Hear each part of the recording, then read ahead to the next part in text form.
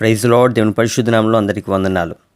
Iran అధ్యక్షుడు Ebrahim Raisi నిన్నటి దినాన అంటే మే నెల 19వ తారీఖున ఆయన యొక్క ఎక్కిన హెలికాప్టర్ మిస్ అయింది. కానీ ఈరోజు అంటే మే నెల 20వ తారీఖున ఆయన ఎక్కిన హెలికాప్టర్ క్రాష్ అయిపోయి అది కూలిపోయి కాలిపోయినట్టుగా అది మనకు కనిపిస్తుంది. దాంట్లో ఆయన చనిపోయారని చెప్పి నిర్ధారణ చేస్తూ ఉన్నారు.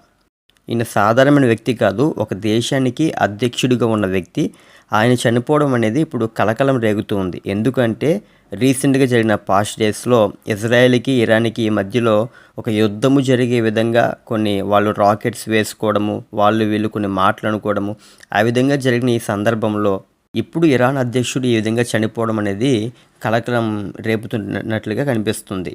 ఎందుకంటే ఇజ్రాయెల్ రహస్య సంస్థ అయిన మొసాదు ఇలాగే చాలా సీక్రెట్ ఆపరేషన్స్ చేసి చాలామందిని ఇలాగ నేలమట్టం చేసింది అన్నట్లుగా గతంలో మనం చాలా చూసుకున్నాం. అయితే ఇది కూడా ఆ విధంగానే జరిగిందా లేదంటే తెలియకుండా జరిగిందా అనే విషయాలు కూడా బయటికి వస్తున్నాయి. ముఖ్యంగా ఇరాన్ ప్రభుత్వంలో ఉన్న టీవీ ఛానల్స్ అన్నీ కూడా ఇది మొసాదే చేసింది, ఇజ్రాయెల్ సంస్థే చేసింది అన్నట్టుగా వారు మాట్లాడుతూ ఉన్నారు.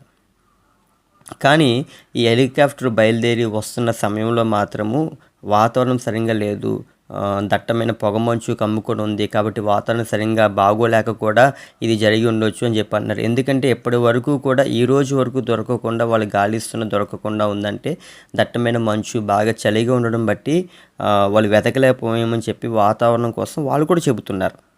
అయితే దీన్ని గూర్చిన పూర్తి సమాచారం మనకైతే తెలియదు. అది మొసాదు సంస్థ చేసిందా లేదా వేరొకరు చేశారా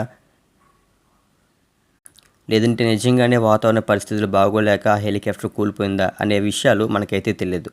కానీ ఇక్కడ ఒక ఆశ్చర్యం కలిగించే విషయం ఏంటంటే ఇరాన్ అధ్యక్షుడు ఇబ్రహీం రైసీ చనిపోయిన తర్వాత ఇంకా కన్ఫర్మేషన్ రాకముందే నిన్న రాత్రే ఇజ్రాయెల్ దేశంలో కాదు, అదేవిధంగా వేరే దేశాల్లో ఎక్కడో కాదు, కానీ ఇరాన్ దేశంలోనే ఆయన చనిపోయిన సందర్భంగా అందరూ సంబరాలు చేసుకోవడం ప్రారంభించారు.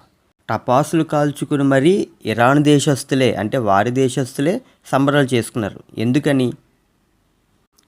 ఈయనొక పెద్ద అతివాద రాడికల్ మత నాయకుడు అని చెప్పి గతంలో కూడా ఒక న్యాయ వ్యవస్థలో ఈయన జడ్జిగా పనిచేశారు. ఆ జడ్జిగా పనిచేస్తున్న సమయంలో 1988వ సంవత్సరంలో దరిదాపుగా 5,000 మందిని, ఒకరిని కాదు ఇద్దరిని కాదు 5,000 మందిని ఉరి తీసి చంపించాడు ఆయన.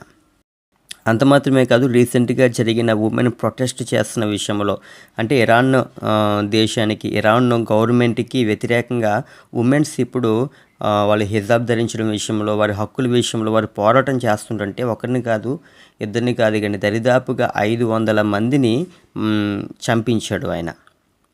అదేవిధంగా కొన్ని వేల మందిని జైల్లో కూడా పెట్టారు. ఈ విధంగా ఆయన దేశంలోనికే ఆయనకి చాలా వ్యతిరేకులు ఉన్నట్లుగా మనం చూస్తున్నాం. అయినప్పటికీ ఒకవేళ నిజంగా ఆయన మరణము ఈ ప్రకృతి ద్వారానే జరిగి ఉంటే గనక నిజంగా ఇజ్రాయెల్ని కాపాడే దేవుడు కునుకడు నిద్రపోడు అని మనం అర్థం చేసుకోగలుగుతాం. ఎందుకంటే దేవుడు అంటున్నాడు, నిన్ను ముట్టినవాడు నా కనుగుడ్డును ముట్టినట్లు. ఎవరికీ చెప్పకుండా రాత్రే కొన్ని సెకండ్స్లోనే కొన్ని వందల వేలు రాకెట్స్ని ఇజ్రాయెల్ మీద ప్రయోగించినట్లు మనం చూసాం. వాళ్ళకి ఇజ్రాయెల్ యొక్క దేశానికి ఐరన్ డోమ్ ఉంది కాబట్టి సరిపోయింది, లేదంటే ఆ పరిస్థితి ఎంత దారుణంగా ఉండదో మనందరికీ తెలుసు. రీసెంట్గా రాకెట్స్ వేసి దాడి చేసిన విషయం మనకి తెలుసు. కానీ ఇప్పుడు హమాస్తో జరుగుతున్న యుద్ధంలో ఈ పక్క నుంచి టెర్రరిస్ట్ సంస్థ అయిన హిజ్బుల్లా పంపిస్తున్న రాకెట్స్ వెనక ఎవరుండుంటారు? ఖచ్చితంగా ఇరానే ఉందని చెప్పి అందరికీ తెలుసు. ఈ ఇరానే వారందరికీ ఆయుధాన్ని సప్లై చేసి ఇజ్రాయెల్ మీద యుద్ధం చేయడానికి అది పురుకొల్పుతుంది. దాని వెనకాల ఈ ఇజ్రాయెల్ అధ్యక్షుడు ఇబ్రహీం రైసీ ఉన్నాడు. అంత మాత్రమే కాదు, ఈ మధ్యలో ఇరాన్లో భయంకరంగా క్రైస్తవులు ప్రబలుతూ ఉంటారు. వారి మీద కూడా చాలా ఆంక్షలు పెట్టి వారిని కూడా ఒక చీకటి ప్రపంచానికి వారు తీసుకుని వెళుతున్నట్లుగా చాలామంది సాక్ష్యాలు చెబుతూ మనం చూస్తూ ఉన్నాం. కాబట్టి ఈ ఇరాన్ అధ్యక్షుడు చనిపోయారు, దానికి ఆ దేశంలోనే చాలామంది సంబరాలు చేసుకుంటున్నారు. చాలా అతివాద రాడికల్ మత నాయకుడిగా పాస్ట్లో జరిగిన న్యాయ వ్యవస్థలో కూడా జడ్జి చేసిన కొన్ని విషయాలు చాలామంది చంపించినట్లుగా మనకు అనిపిస్తోంది. వారు సంబరాలు చేసుకుంటున్న విషయాలు, ఇంకా చాలా విషయాలు సంబంధించిన వీడియోస్, ఫుటేజెస్ నా దగ్గర ఉన్నాయి. అవన్నీ యూట్యూబ్లో అప్లోడ్ చేయడం కుదరదు. కాబట్టి ఆ విషయాలన్నీ ఒకవేళ మీరు తెలుసుకోవాలి అనుకుంటే గనక నాకు సంబంధించిన టెలిగ్రామ్ గ్రూప్ ఛానల్ ఉంది.